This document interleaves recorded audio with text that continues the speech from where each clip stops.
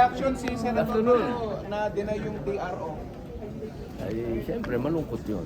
Wala naman tayo pwedeng maging reaksyon. Malungkot tayo.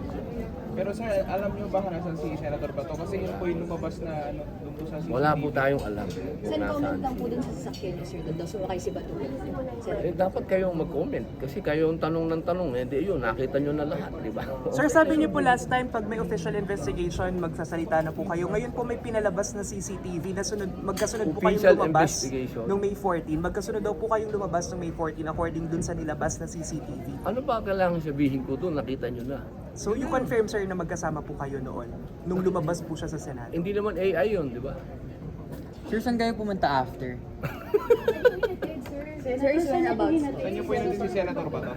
Maraming salamat sa inyo. Nakuha nyo na yung gusto ninyo. Napanood nyo na. Palagay ko naman siguro matatahimik na kayo. Lahat yun ang tinatanong nyo.